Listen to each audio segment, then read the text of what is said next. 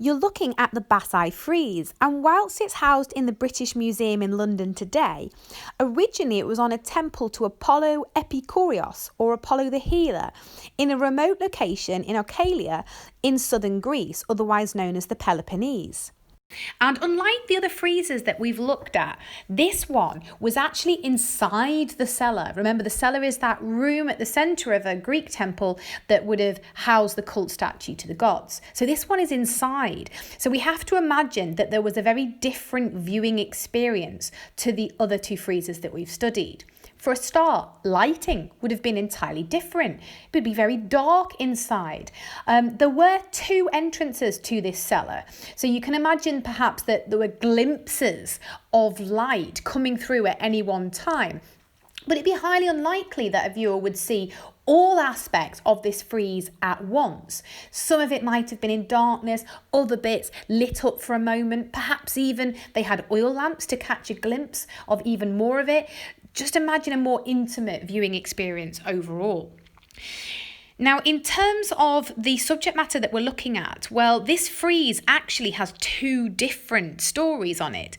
We've got a Centauromachy and an Amazonamachy. So they are connected by that theme of conflict, but of course one is the centaurs fighting the Lapiths and the other Greeks versus the Amazons.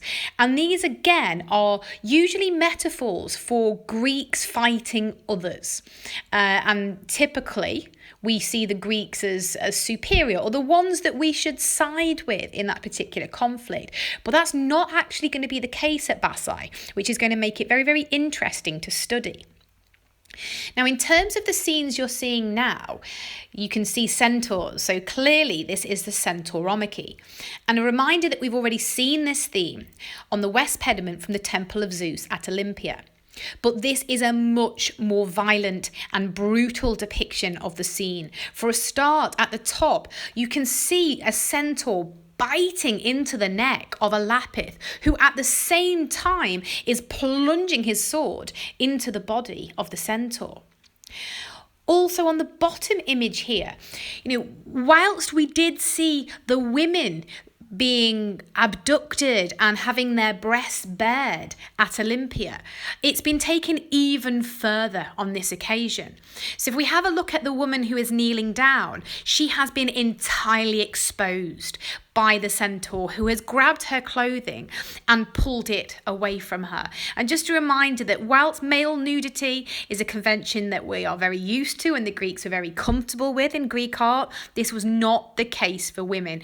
Even when Aphrodite went completely nude, remember, on the island of Knidos, it was still so shocking that other islands like Kos rejected her first. Even more shocking is that woman is holding on to a statue of a goddess. Okay, so this idea that she is supplicating, she is asking for protection of the gods, and the centaurs, the barbarians, pay no heed to that whatsoever. We also have the woman next to her, to the left of her, holding her arms out in appeal towards us, the viewer. So we are drawn into this scene. We are made to feel part of it. I just wanted to show you this image as well.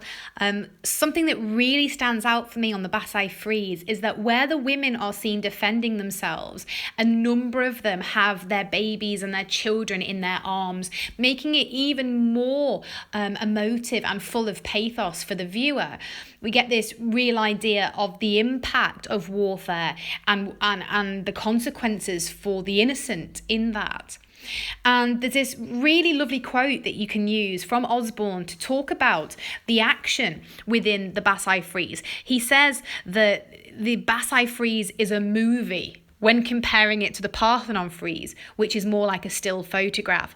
That is entirely true. When you stand in front of this frieze, your eyes are allowed no rest. It's darting backwards and forwards from all these little groupings of different people interacting with one another. And there's always something unique and interesting to have a look at, like in this case, spotting the fact that she's got her baby in her hands. I've now moved to the Centauromachy part of the frieze, and this is the famous labour of Heracles where he went to fetch the girdle of Queen Hippolyta. That's what you're looking at in that top image there. You can see Heracles and Hippolyta are crossed over one another in the diagonals that we often see in art to convey conflict.